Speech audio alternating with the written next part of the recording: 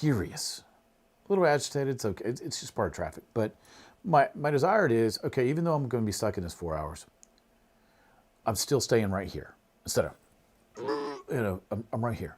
All right, I know it's coming. I'm going to handle this. If I know that, then I'm going to pre-write out what's going to happen.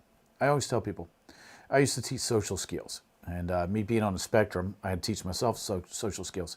But I used to teach social skills to intellectually disabled kids. So we would always practice before we went. Welcome, I'm Scott Farrell. Thanks so much for dropping by to What's Your Problem? Hope you like my new backdrop. Don't worry, we're not going to always do it here. We got the microphone. It's something I used to do, get used to it. Actually, we're going to move around with this. This podcast is all going to be about moving around. So if you're watching it visually, great. If you're just listening to it, great. I'll describe where we are from time to time if that helps you. Now, today, we're going to talk about something that's a hot button for my wife, most people I know, most of my congregation, you name it. Things that make me extremely frustrated and angry, and how to overcome that. Okay, so what I did was, it's kind of like, if you're old enough, Happy Days, Fonzie. He would say, it makes me nutso. What pushes you to the point of just wanting to strangle somebody? Or take a golf club to somebody's windshield, or go home and kick the cat, or all those things that we used to say when I was a kid.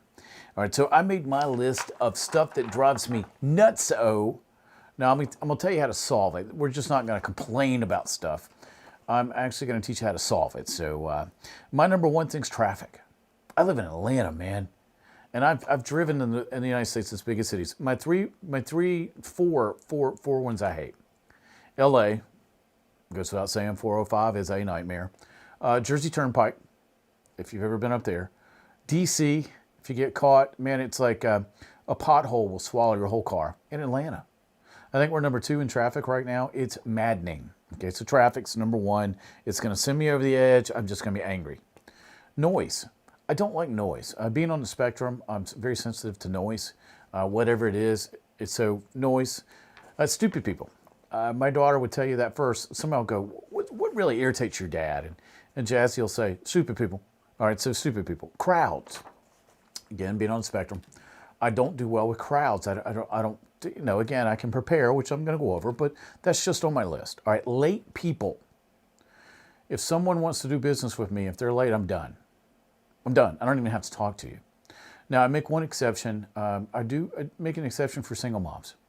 Even when I was dating, I mean, you're taking your child out to the car, and guess what? They throw up all over your brand new dress that you were wearing to a date with me. I just keep my phone there, and if they need to call me, now this was post 97, but I'm cool with that. If I had to wait 2 hours for a single mother who just gotten thrown up on or whatever, I was all cool with that. I'm talking about people that can't help it. All right, people that talk too much. Now, Invisible Sarah likes to talk, but she doesn't talk too much. She is saying she talks too much. Okay, so people that just talk incessantly about nothing. It's different if you're talking to me about stuff or if we're just catching up. That's not what I'm talking about. You know that person. Normally it's a girl. Sometimes I know guys that do it too. They just talk to fill space. That gets to me. Having to repeat instructions. I used to be a coach, basketball coach. I never like to repeat myself. I tell people, I'm going to tell you one time. I guess that's, my grandpa told me one time. It's one of those things that bleeds over. And then incompetence in business and government. Now, it's kind of an oxymoron when it comes to government, right? It's like hurry up and wait. So military intelligence. So businesses. Here's one of my pet peeves. And I wrote this in my book, It's Not Them, It's You. Why do you go in a restaurant, fast food, because I go in to get me some coffee. And let's use Bojangles, because I go there every week to get biscuits for my congregation. I'm not saying this Bojangles does it. I'm just using an example. Because the girls at this one particular Bojangles are absolutely fabulous.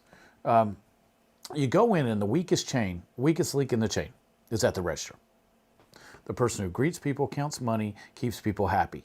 You've just put the most incompetent person on the whole team with the client. How smart's that?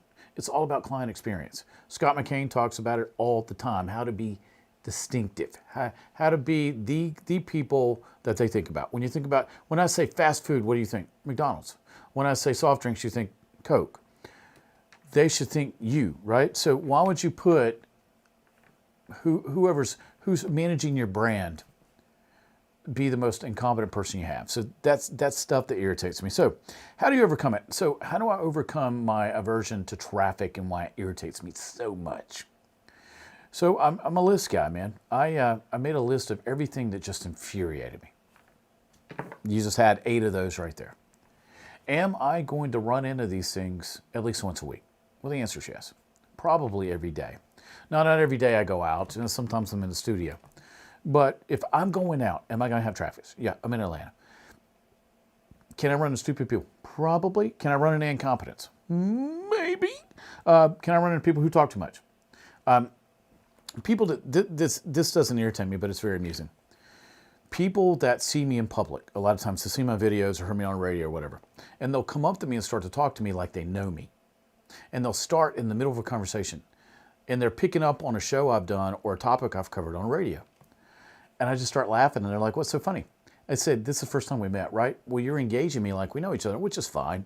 I don't care. It's nice getting out and meeting people. And the stuff I get for shows and stuff come from people I don't know a lot of times. So they'll come up and go, hey, man, you ever thought about it? And chances are I haven't. So, but that's kind of amusing. So what do I do to handle all the things that frustrate me and irritate me? Make a list. Check it twice. Why did he make one for Santa Claus? Why did he make one for you? I wrote down every single thing that pushed me to the edge of wanting to take a golf club to somebody. And I said, all right, can't beat people with golf clubs or steel pipes or push them off bridges. It's frowned upon in modern day society. So what can I do? All right, so traffic. I'm driving to Atlanta. I know I'm going to get in traffic. Chances are, that the catchy thing about, and Sarah can tell you too, she's behind the camera right now. Driving to the airport.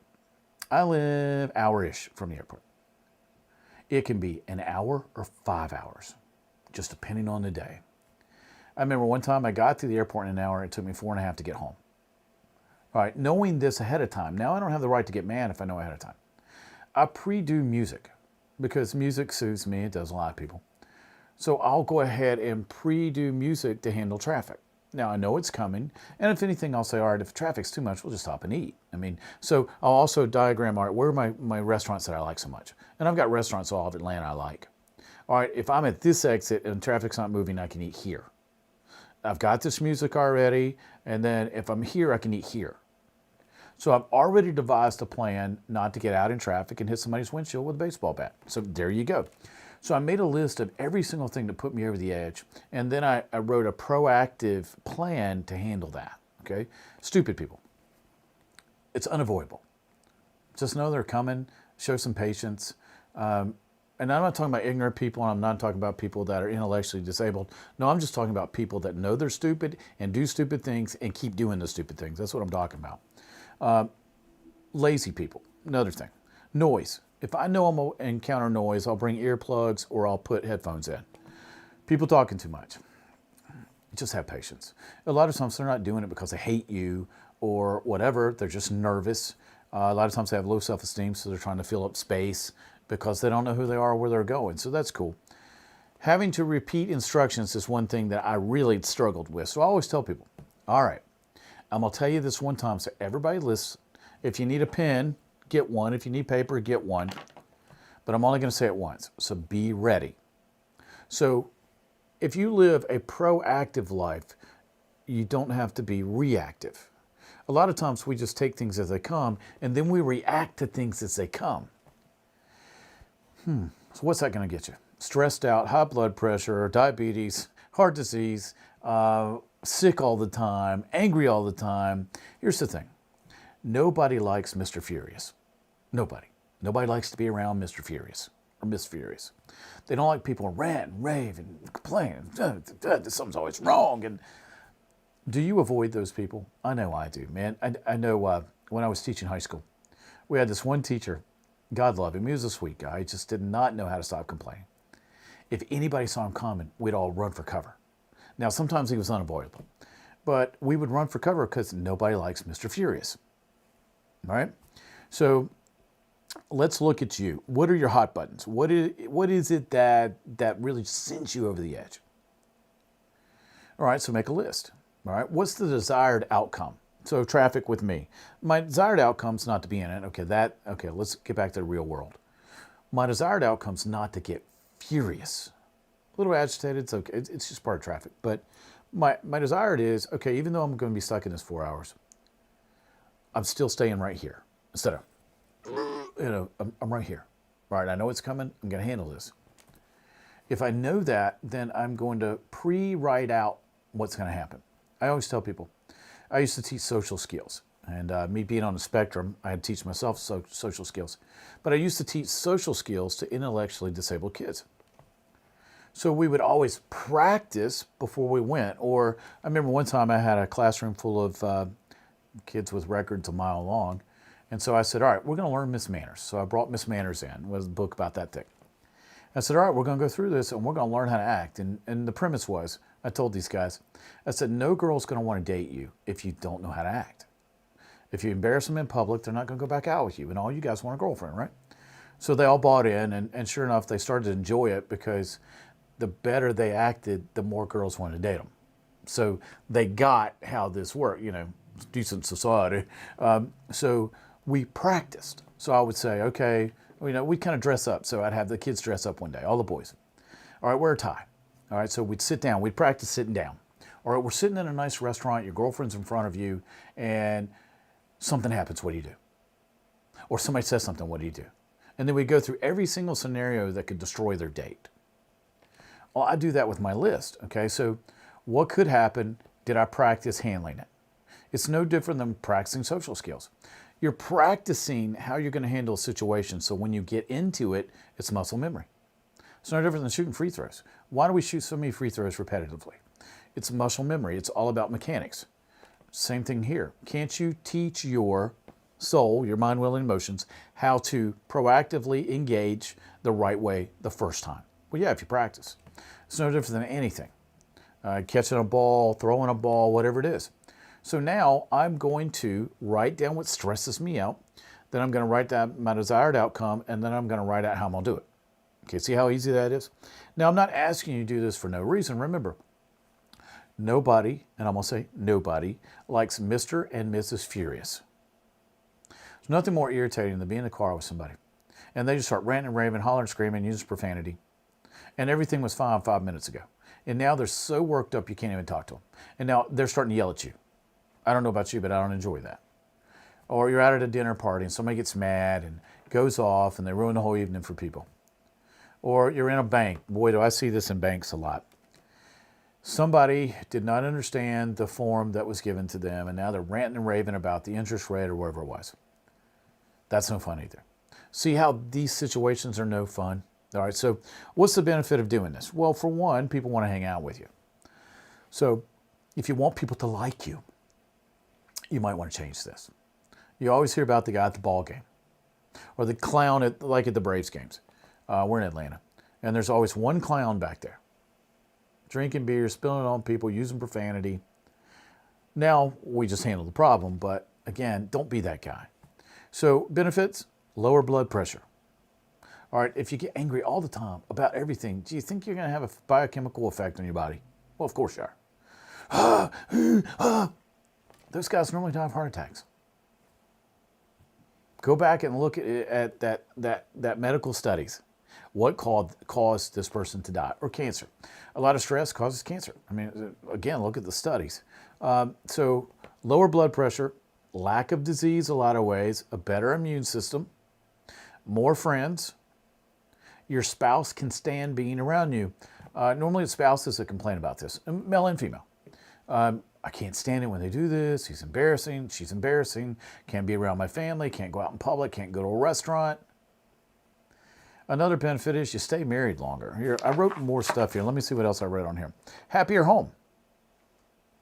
Your popularity rises. I remember I've done social skills for kids that were in and out of juvie, to kids with autism, to kids with intellectual disability of some sort. If you don't know what that means, someone with a 70 or below IQ. Depends on what state you're in now, what they measure, but it used to be 70. So your popularity rises when people don't have to be concerned about your actions. You're sitting around doing a dinner party, and you look at your wife and go, hey, is so-and-so coming? No, I didn't invite him. Why? Well, you know. You get that, you know. Well, what do I not know? You know how he got last time. Well, you know how he did this at this thing. Or you know. Okay, you got a point. So now you're not getting invited to events that could be fun, right? So these are things that can help your popularity. But the thing about it is too, though, you'll be happier, you'll be more peaceful, you'll sleep better. People will notice a marked difference in your behavior. You won't enter the office. How many times have you, again, Atlanta, good one.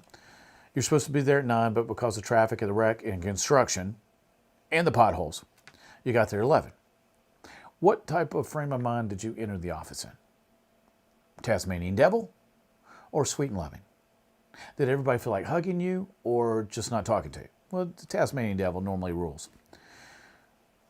But what happens if you've already decided, okay, in Atlanta, there's a chance of a wreck, a high chance of a wreck, or road construction, or both, or.